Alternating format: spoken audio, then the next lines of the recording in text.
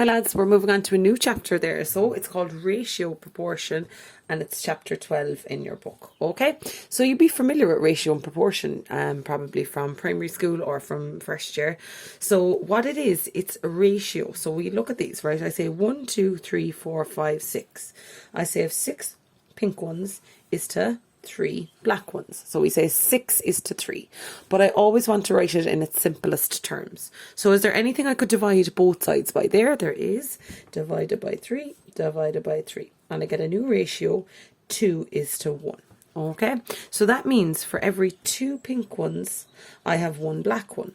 For these 2 pink ones, I have 1 black one. For these 2 pink, I have 1 black. So it's 2 is to 1.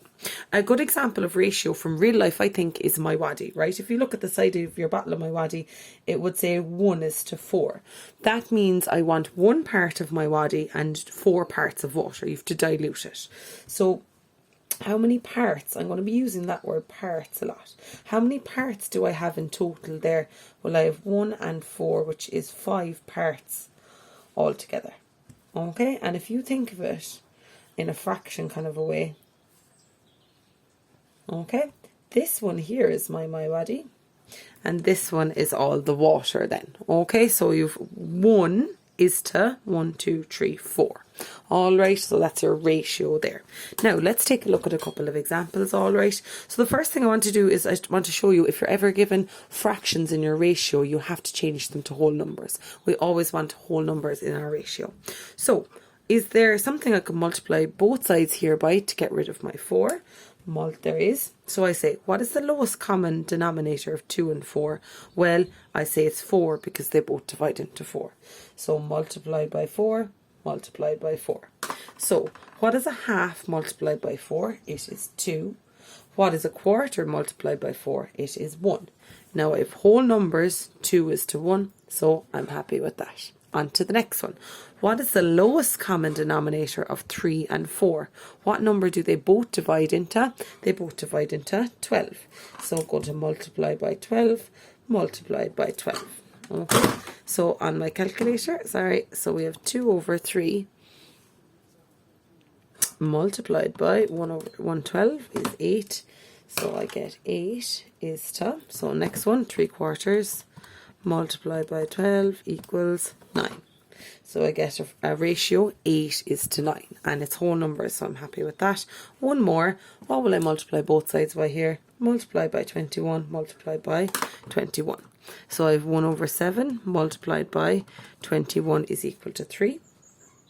2/3 multiplied by 21 is equal to 14. So that's my ratio, 3 is to 14. Okay, let's take an example. Look at an example here. So an example here. So if I'm looking at dividing money in a ratio, 2,250 is divided by 3 people in the ratio 1 is to 3 is to 5. How much did each person get? Okay, so I can't just divide it by 3 because they're not equal ratios. This person gets the most, then this person, then this person. So my steps here are add, divide, and multiply. Very simple, our basics. Add, divide, multiply. All right, so the first thing I'm going to do is add up those 3. So I get 1 plus 3 plus 5 gives me 9. Next step, so it's 9 parts. The money is divided into 9 parts. This person gets 5 parts, 3 parts, and 1 part. So add them up to get your parts. Next step is to divide. So I have 2250 divided by 9. So 2250 divided by 9 equals 250. Okay, so that is 1 part. All right, last step, multiply. So multiply by 1 is equal to 250. 250 multiplied by 3 is 750. 250 multiplied by 5 is 1250. And I'm just going to check them there. What do you think the 3 of those should add up to? They should add up to my original. So I do 250 and 750 and 1250, and I get 2250. So I'm correct. Okay, let's just give our final answer there.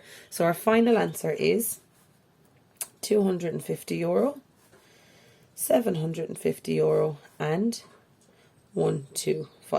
euro. Just giving the euro sign there because the question asked about money. So just recap, what are your steps? Add, divide and multiply. I added these always to see how many parts I have. So the money was divided into 9 parts. One part was equal to 250 and then I multiplied to get my 3 parts and my 5 parts. Alright, let's go on and have a look at another example. So let's have a look at this one here. Let's just see. Okay.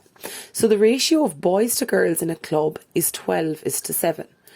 If there are 96 boys in the club, how many are in it in total? Okay. So I'm going to keep my steps the same, right? I'm going to add, divide and multiply. Okay, so I'm going to keep my steps the same. I'm going to add, divide and multiply. 1, 2 and 3. Okay, so let's add. So I have 12 and 7, so there's 19 altogether. However, I'm not told the total. I am told that there's 96 boys in the club. Okay, so if there's 96 in total. So I do 96 divided by what? Which one represents boys? It's this one. So I do 12 into 96 gives me 8. Okay, and now I do 8 multiplied by 12 gives me 96. 8 multiplied by 7 gives me 56. And add to get my total. 96 and 56 gives me my 152 in total.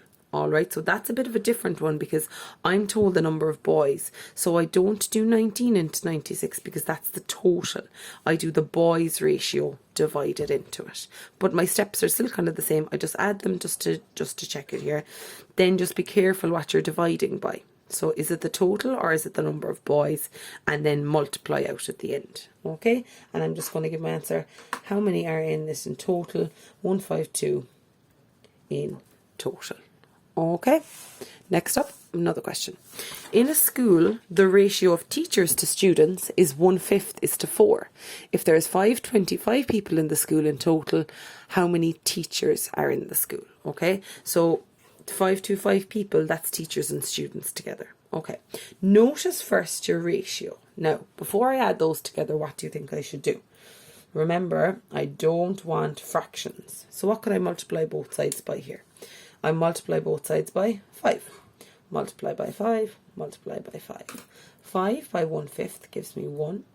4 by 5 gives me 20. Now, I'm happy with that because I have whole numbers. So what are my steps? I'm going to add, divide, and multiply. Okay, so let's add these together. So I get 1 and 20 is 21. What am I dividing into now? There's 525 in total. So is it one of these or is it the total? It's the total I'm given, so divide into the total. 525. So 525 divided by 21 gives me, gives me 25. Isn't it? Yeah. And multiply. Multiply by 1 is 25. 25 multiplied by 20 is 500. Add them together just to check. 525, and that's my total. Okay, let's answer the question. How many teachers are in the school? Which was 25. Okay, one last example for today, lads. And it's called inverse proportion. So inverse means kind of like the opposite or backwards or anything like that. So if 24 block layers build a house in 15 months, how long will it take 20 block layers? Okay, so it takes 24 block layers take 15 months. How long will it take 20 is equal to question mark. Now, I know you'd probably be thinking, cross multiply and divide.